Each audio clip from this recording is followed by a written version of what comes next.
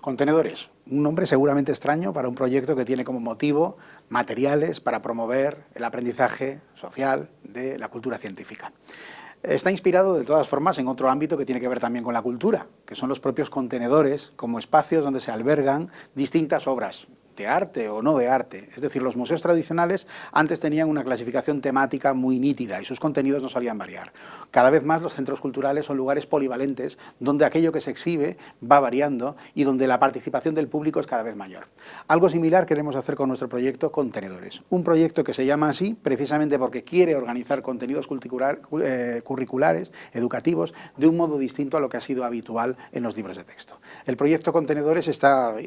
ligado desde su nacimiento en el año 2009 con el proyecto de la Comunidad de Educadores por la Cultura Científica, de Educadores Iberoamericanos por la Cultura Científica. Los dos nacen conjuntamente y prácticamente no se entendería el uno sin el otro. Los contenedores son un espacio virtual, hoy en abierto, accesible para cualquiera en Internet, en el que se han organizado 7 ámbitos temáticos que pretenden separarse mucho de lo que tradicionalmente era el contenedor habitual en el que nos educamos en ciencias y en muchas otras disciplinas,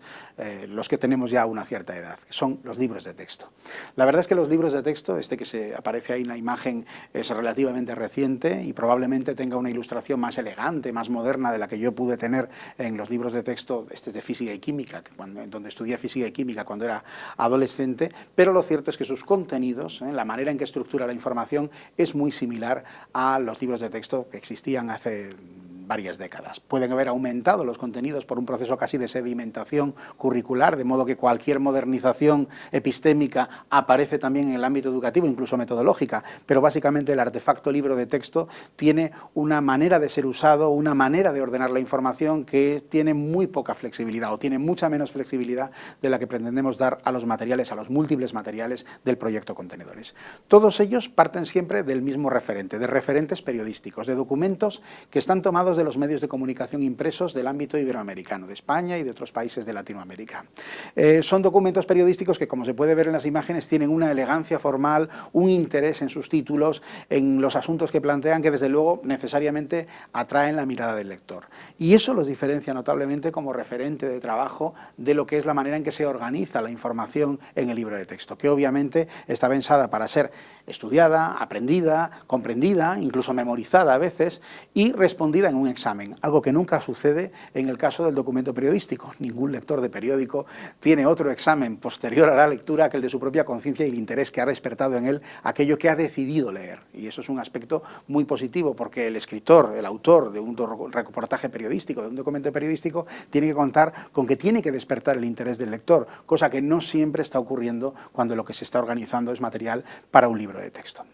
Como se puede ver, las imágenes, incluso las ilustraciones, los contenidos, que pueden ser muy variados, de temas de arquitectura, de temas de astronomía, que están presentes en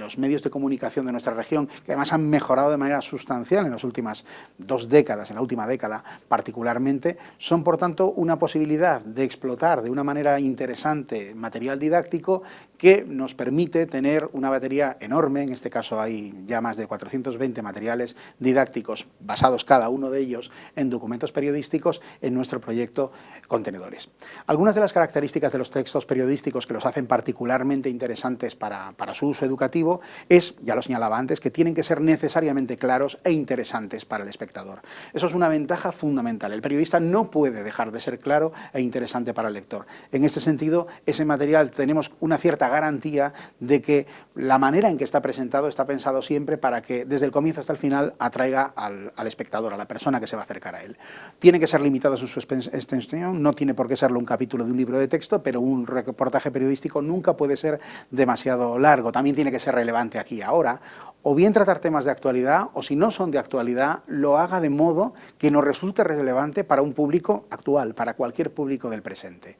Tienen que ser materiales informativos, pero siempre abiertos a lo controvertido. El libro de texto deja al margen, lo pone en una viñeta lateral, los aspectos valorativos o controvertidos, el periodista no, incluso a veces parte de la controversia para afrontar, para acercarse a un tema relacionado con la cultura científica, y nosotros precisamente entendiendo la cultura científica en clave CTS, donde la sociedad forma parte del propio desarrollo de la ciencia y la tecnología y sus valores e intereses son centrales, por tanto, evidentemente el que existan controversias, el que existan dimensiones valorativas, nos hace pensar que el material resulta más interesante para el aula y no menos. Y un último aspecto que me parece muy importante destacar, y es que el material periodístico pudo ser familiar para los adultos, para los que somos adultos, y que tuvimos una cierta educación periescolar o paraescolar a través de la lectura de prensa, de revistas, de periódicos que nos informaban del mundo en el que vivíamos. Hoy nuestros jóvenes obviamente no se socializan con este tipo de documentos, y en este sentido sí que es verdad que los documentos periodísticos para ellos sí son novedosos, porque aunque pudieran estar en su casa, que no siempre es frecuente, no es muy común que un adolescente hable a los periódicos, sea por la parte de información política general o sea por la parte de cultura científica, para intentar informarse. Sus formas de acceso a la información, al conocimiento, las informales, las no escolares, suelen ser otras. Por eso pensamos que el material de los documentos periodísticos puede ser en este sentido interesante. ¿Cómo seleccionamos los documentos periodísticos que utilizamos? En primer lugar, el propio nombre del proyecto, Contenedores, nos habla de 7 contenedores, que obviamente desde el comienzo quisimos que no fueran las materias escolares, las asignaturas. Por ello hay un contenedor que se llama Los retos de la salud y de la alimentación, otro que se llama Los desafíos ambientales, el tercero es Las nuevas fronteras de la materia y la energía, el cuarto La conquista del espacio. Este proyecto nació en el año 2009, el Año Internacional de la Astronomía, y la verdad es que los temas de cosmología y de astronomía, aunque poco presentes en los currículos escolares, son una puerta de entrada muy potente, muy interesante a la cultura científica. Por eso queremos que exista un contenedor no tan próximo quizás al currículo tradicional, pero muy relevante para los alumnos, como es el de la conquista del espacio. Otro muy importante para los ciudadanos y muy poco presente en las disciplinas científicas clásicas es el del hábitat humano. Los temas de urbanismo, los temas de transporte, de comunicación, de arquitectura, sumamente interesantes desde Vitruvio, desde Palladio, y que sin embargo no suelen estar formando parte de lo que es la formación general en las materias nucleares de nuestros sistemas educativos. El hábitat humano, todos los problemas que tienen que ver con la movilidad, con el transporte, con la configuración de la ciudad, con la arquitectura, es también uno de nuestros 7 contenedores. También la sociedad digital, el mundo digital, que probablemente en la educación se ha entrado. Existen asignaturas que se llaman TIC, Tecnología de la Información y la Comunicación, en las que se enseña de las TIC, pero no sobre las TIC, o mejor dicho todavía, sobre el modo en que se está transformando la sociedad o nuestras formas de vida en relación o por la relación que tenemos con estas nuevas tecnologías que nos abren un espacio virtual que antes no existía. Una educación sobre la relación con el mundo digital nos parece oportuno, y ese es el tipo de documentos que se encuentran en el contenedor de la sociedad digital. Y nuestro proyecto siempre decimos que es omniabarcante, no le falta ningún tema, porque para que eso no pudiera ocurrir hemos creado un 7º contenedor, una especie de cajón desastre que llamamos otros temas de cultura científica. En este sentido, cualquier otro material periodístico que puede tener relevancia y que no entra en ninguno de los 6 contenedores anteriores tiene ahí su espacio. Por eso decía que el proyecto Contenedores es omniabarcante, no tiene prácticamente ningún campo de la cultura científica que no tenga de alguna forma una relación dentro de nuestro proyecto. En esa selección de los documentos, además de esas temáticas, que ya digo, no son las temáticas concretos de las asignaturas escolares, aunque las asignaturas tengan una mayor o menor proximidad con cada uno de esos contenedores, en esa selección, además de las temáticas, hemos querido tener en cuenta la riqueza de los contenidos, es decir, la relevancia social y científica de cada uno de los documentos periodísticos es lo que nos hace elegirlo o no elegirlo para plantear actividades didácticas a partir de él, su desarrollo y la claridad de la exposición, el rigor y la veracidad, por eso utilizamos fuentes que sean solventes, periódicos probablemente de los que tienen más prestigio en el ámbito de la difusión de la cultura científica, y desde luego buscamos, no solo nos rechazamos, sino que nos interesan especialmente, como ya decía antes, aquellos materiales periodísticos en los que los aspectos valorativos y controvertidos tienen un lugar importante, un lugar destacado.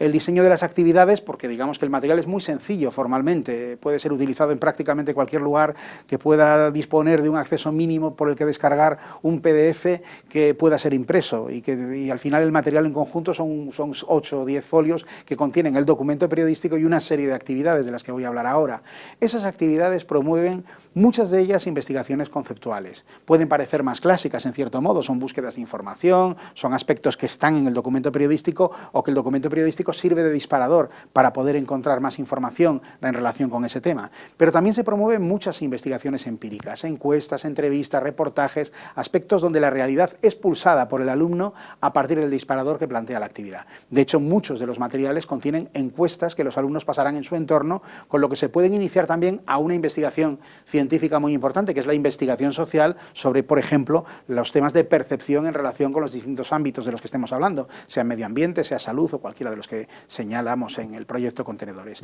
Y también hay muchas propuestas didácticas que tienen que ver con la investigación creativa, es decir, con propuestas que tienen más que ver con la construcción de proyectos, de pequeños proyectos que puedan tener que ver, yo qué sé, con revistas, con teatro, con cine, con radio, con aspectos que van más allá de lo conceptual o lo meramente empírico.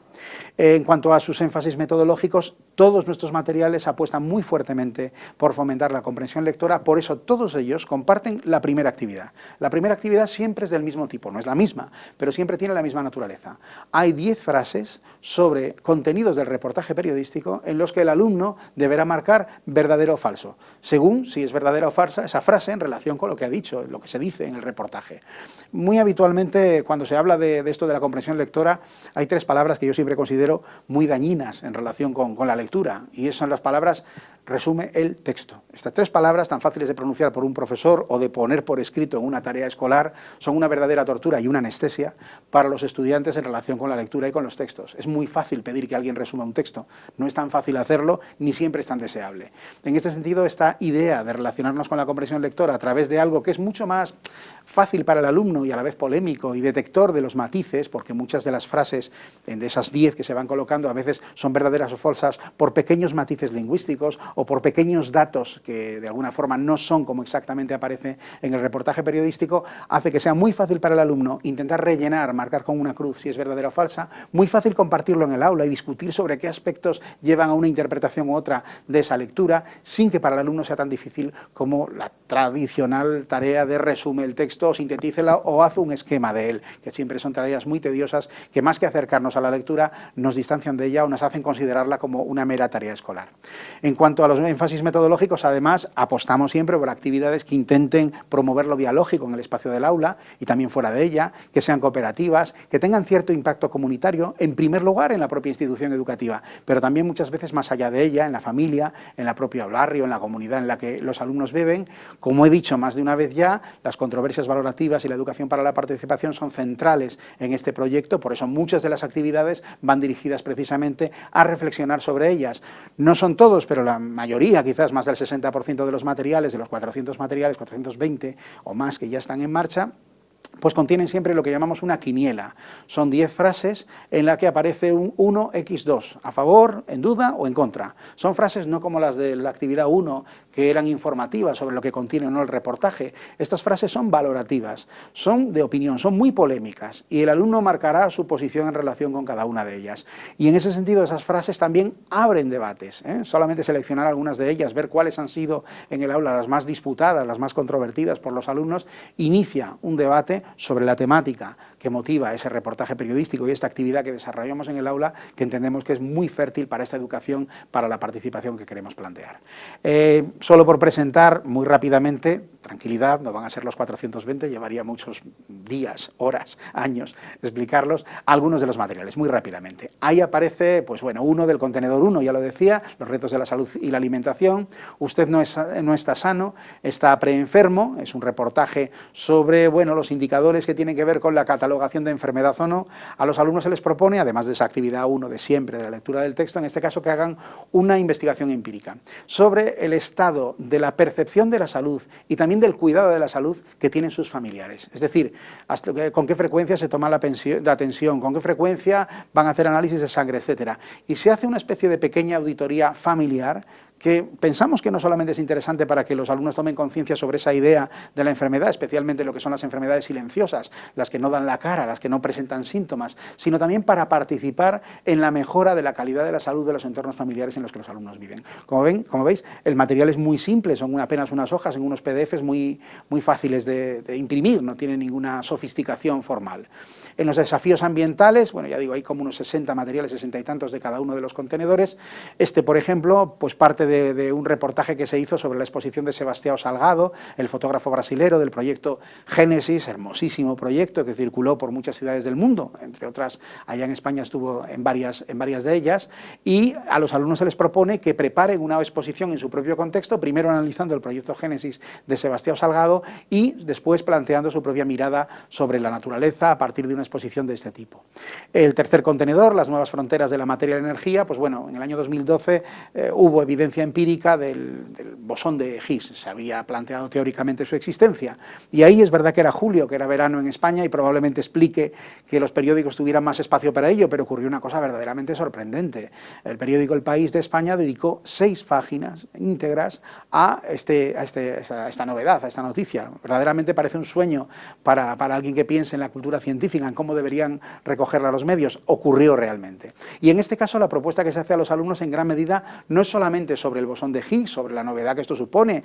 una investigación, un desarrollo científico puntero de ciencia básica, sino también de la manera en que los periodistas pueden recoger la información científica y cómo pueden trasladar al público algo tan sofisticado, tan complejo de comprender como la investigación de la que aquí se estaba hablando, aunque fuera una novedad histórica en el ámbito de la historia de la ciencia y no solo, también probablemente para la historia de la cultura en términos generales, no solo la cultura científica.